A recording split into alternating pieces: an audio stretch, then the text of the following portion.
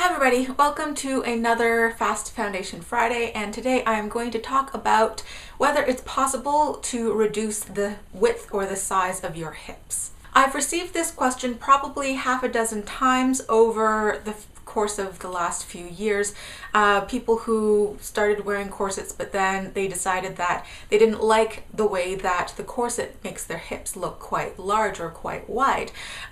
This is an intrinsic property of wearing corsets because when you reduce the waist, everything else by contrast looks larger, including your bust, the width of your shoulders, the width of your hips.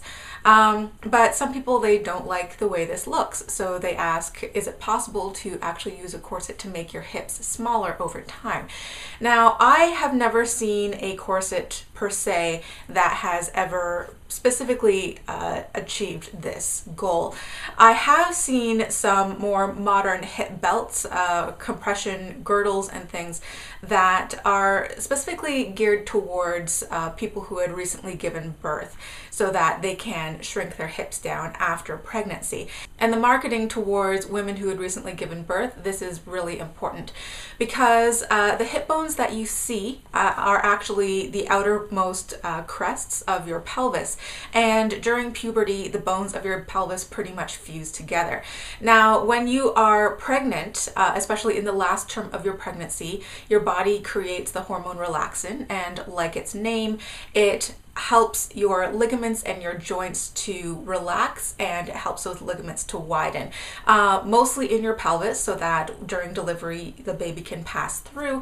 But because the hormone is circulating throughout your entire body, some women also have reported, say, their feet getting a size larger or half a size larger during their last term of pregnancy. So for a pregnant woman, the amount of relaxin in her body is supposed to reach its peak around delivery, which makes sense.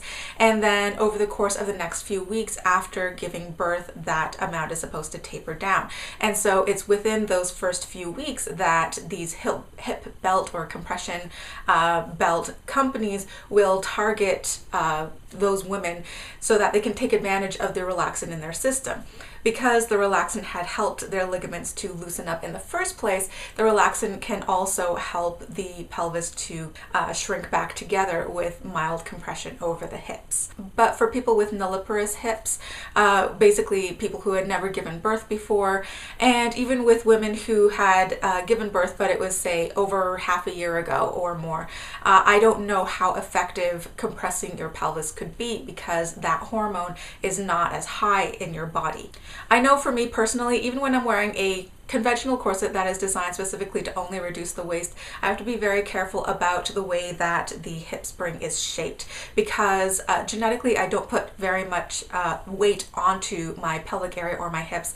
I tend to gain a lot of weight in my upper body, in my abdomen, but not over my hips. So when I have a corset that is pushing down on my hips, it's very uncomfortable for me. There are delicate blood vessels and nerves that run over the hip bone, and it runs underneath the skin, and there's not much fat there to basically pad it out and insulate it against any sort of pressure. So when I'm wearing a corset, those delicate nerves and blood vessels are almost literally trapped between a rock and a hard place. They can be pinched very easily, and that's what causes my hips to go numb.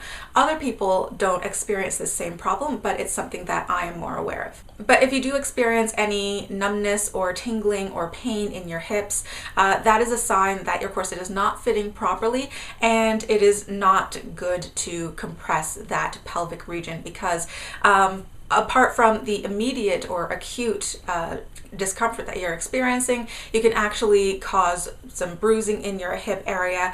It can cause some damage to the nerves that could take weeks or months to heal because nerves take a very long time to recover. And if you Google, say, low-rise tight jeans or skinny jeans and hip pain, you will actually see a lot of articles come up from people who are wearing modern clothing and they're still experiencing this same discomfort because the clothing is compressing their hips too much and it's pinching off those nerves and blood vessels.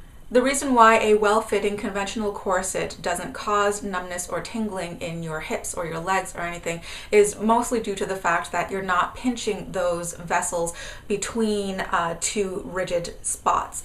Your waist, apart from your spine running through, is mostly soft tissue. It's muscles, it's fat, it's intestines that can flatten easily because they're a hollow membranous organ. There's only one situation where I would recommend that a person deliberately buy a corset that has a hip measurement that's smaller than their own hip measurement, and that is when the person has a large protruding lower tummy.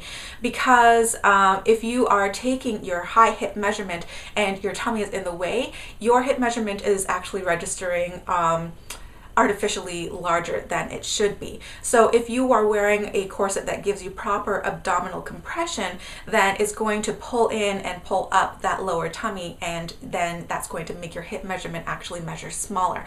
But in that situation, I would highly recommend having a corset fitted to you by a corset maker, or in the very least going to a store and trying the corset on so that you know it's comfortable and that it's going to pull in your tummy but not compress your hips. So because there is a risk of, say, bruising your hips or tingling or numbness or pain of your hip bones or nerve damage around your hip bones, I would not recommend having a corset that is deliberately smaller than your own hips and trying to use compression to make your hips look more narrow. So if you don't like the way that your current corset sort of puts your curves on display and makes your hips look wider, I know that Fakira Musafar had mentioned that a corset that is conical in both the rib cage and in the hips can make your silhouette look less shelfy.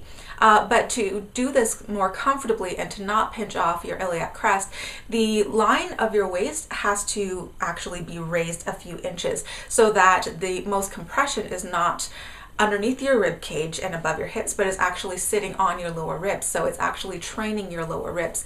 And by increasing that distance between your waist and your hips, it makes it look less dramatic. But training your ribs that way, especially with high reductions, it is a drastic resort.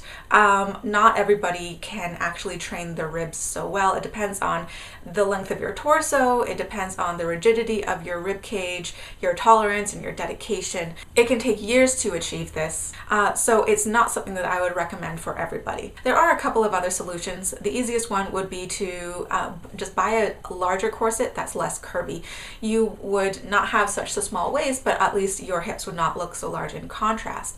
Another solution would be to experiment with different corset silhouettes. For instance, instead of a Victorian hourglass, you might want to try a Titanic era 19-teens corset, which is very long line. It comes low over the hips and the thighs even, and it's made to make the body look more elongated. Experimenting with different silhouettes of corsets could get expensive because obviously not everybody specializes in those different styles, but I can put some links down below where you can find some of these other corsets. And that's about it. So if you have any comments or questions, feel free to leave them down below. Have a great weekend, and I'll see you in the next video. Bye.